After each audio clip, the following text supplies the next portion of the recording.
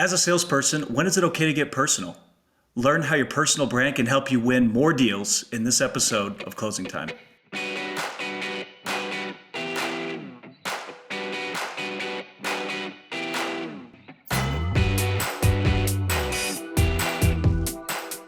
Hi, I'm Dave Osborne, Chief Sales Officer here at Insightly. Welcome to Closing Time, the show for go-to-market leaders. I'm joined today by Jay Baer. Jay is a marketing advisor to some of the world's most iconic brands, six-time author, and renowned speaker. Hey, Jay. Dave, what is up? Great to be here on Closing Time. Yeah, glad to have you, Jay. Jay, you've mentioned in the past that products are becoming more homogenous and differentiation is becoming less of a factor. Why do you say that? Well, if you just think about sort of the history of products and services, now that we're in a truly globalized economy, if you have a better mousetrap, it's really hard to sustain that advantage. Yes, you might have a better product, a better service, a better feature set temporarily, but as flexible as sort of IP is now, and as global as the world has become, it's really, really hard to say, look, we're going to build a product level moat around this business, and nobody's ever going to be able to compete with us purely on the basis of price. Furthermore, as AI and machine learning become more prevalent and more embedded into other parts of the enterprise, what we end up with is essentially just a fight between robots. And if you've got a robot and I've got a robot, eventually those robots are going to essentially cancel each other out. So there's got to be something else that matters other than sort of the product level. So with products converging, what is that better mousetrap? How can companies better differentiate? Well, I would argue it's customer experience. I mean, that's what the data says. 3/4 of CMOs say that they're going to compete this year primarily on the basis of customer experience, more so than product or more so than price. And while we think of customer experience as being something that's part of maybe marketing's responsibility or customer success, I think customer experience and personal branding is a big part of that, is a huge piece of the sales success equation as well. So you're saying, in a way, that salespeople are becoming more important than ever before.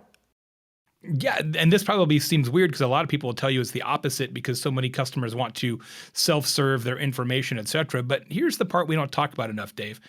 Salespeople largely are the brand until money changes hands, right? Salespeople are the personal human manifestation of your organization until the time when they become customers, and then they might be more of a customer success facing operation.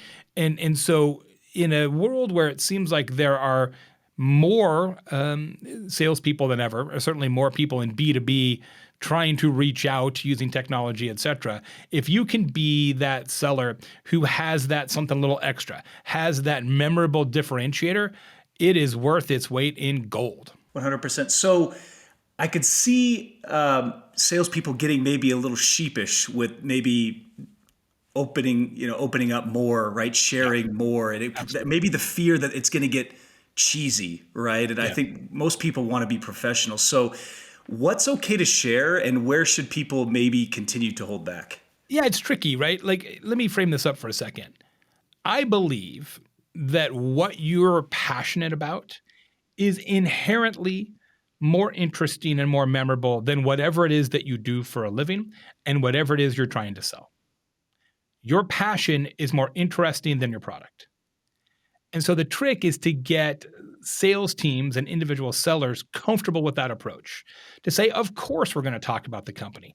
Of course, we're going to talk about benefits. Of course, we're going to solve customer problems. But everybody does that. If you can do those things, but add on top of it a layer of frosting, and the frosting is, hey, let me share with you my passion, that makes you much more relatable as a human being and much more memorable as a seller. So as you know, Dave, I am a tequila teacher. I've got a tequila-based TikTok channel, tequila-based Instagram account. I do a lot of tequila tastings for corporate clients as well. Reposado made at 1579 El Pandillo, additive-free, really, really, really light oak on this. Like, I don't know if you can tell, but this almost looks like a Blanco. It's been a passion for a long time. Of course, people know that I'm a marketing and customer experience author and expert, but they ask me more questions about tequila than they ever ask me about customer experience because there's a lot of people who do what I do. But I'm probably the only person who does what I do who is also a certified tequila sommelier. And that differentiator is really important. You're right, though. It can feel awkward because so few go-to-market teams actually embrace this differentiator. It's usually the opposite, right? They're like, don't share anything personal because that's risky. And we've got to get past that. And frankly, I think that's the responsibility. I love your perspective on this, Dave. I think that's the responsibility of sales leadership, right? Of go-to-market leadership to say, not only is it okay to share some of your real you, we think it will help the business grow. I think managing and maintaining a personal brand is not only important in your relationships with customers externally, but also how you can build and manage your personal career trajectory, right? Whether you're aspiring to be in leadership one day, whether you want to close the biggest deals, or whatever your aspirations may be, there's an element of your personal brand that you're always going to have to be managing. So I think that it makes a ton of sense. And I love what you said in terms of the best way to beat the robots is to be less robotic, right? I mean, just be yourself, make it your own. Exactly. Like your personal brand is what people say about you when they talk about you behind your back. Right. And your reputation will always precede your revenue. And I think sometimes people get kind of wrapped around the axle about this whole personal branding idea that it's somehow frivolous or unimportant, or I'm just trying to sell stuff. I'm not Beyonce. Like, yeah, I get it. But let's break this down. First thing, what are you passionate about? What do you do when people don't pay you to do it? What do you love? Second thing, figure out how to teach people how to do that. That's it.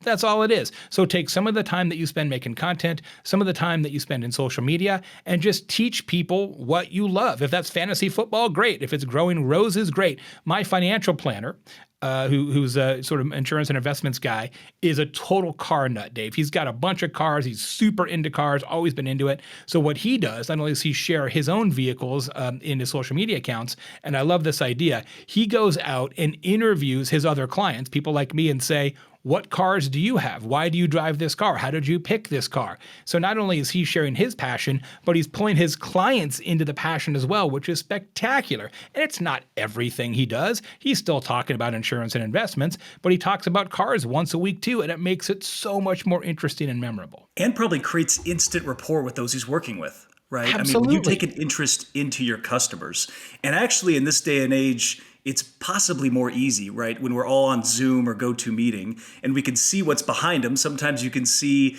if they have a sports team or something, it's like, what they're passionate about. Take the opportunity to use that as a rapport building exercise. That is such a great tip, Dave. This idea that when you're on the virtual meeting, if somebody's got their camera turned off, ask them to turn it on. If they've got the virtual background on, ask them to take it off so you can see their actual background, and then just observe like a good salesperson. Like, okay, what do I see back here? What does this tell me about this person? What questions can I ask, and how can I build rapport? That's an amazing idea. Yeah, absolutely. And then when you think about people like aspiring to get a promotion, I think a lot of people in their career, whether they're early or been in it a long time, trying to figure out a way to get promoted, right? You had mentioned your brand is what people say about you when you're not there, right? So I think just being conscientious of that. Like on one side of the pendulum, what are people saying about me when I'm not in the room? And then maybe on the other side, well, what do I hope they say when I'm not in the room? And if those things aren't aligned, it feels like you probably have a brand management problem on a personal level. Absolutely. Yes. Yeah. And I think that the best practice there is to not try to like vaguely keep that in your head. What I always advise people to do is literally write it down. Like get a piece of paper and a pen and say, what do you think people say about you behind your back now? What would you like them to say about you behind your back in 2 years? Right? And when you write it down, that process of actually using the specific words can really crystallize that for you and kind of help keep it top of mind. Love it. Love it. Jay, so many great tips here. Any closing thoughts before we move on today? Don't do tequila stuff because that one's mine. Come up with your own idea. Don't steal mine. But hey, please follow me on TikTok and Instagram for tequila education. I will leave you with a quote from my good friend Rory Vaden, who's an amazing sales consultant. Rory says, when you're thinking about personal branding, your audience is the person you used to be. Your audience is the person you used to be. At one point, I didn't know anything about tequila. Now I do. So my audience are the people who don't know anything.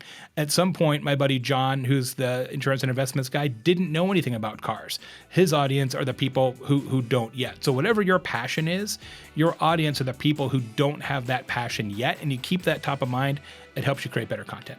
I love that. All right, Jay. Well, thanks for joining us on this episode of Closing Time. I was delighted to be here. Thanks so much. And thanks to all you for watching. Remember to subscribe to this channel, like this video, and hit the bell for notifications so you don't miss an episode. We'll see you next time.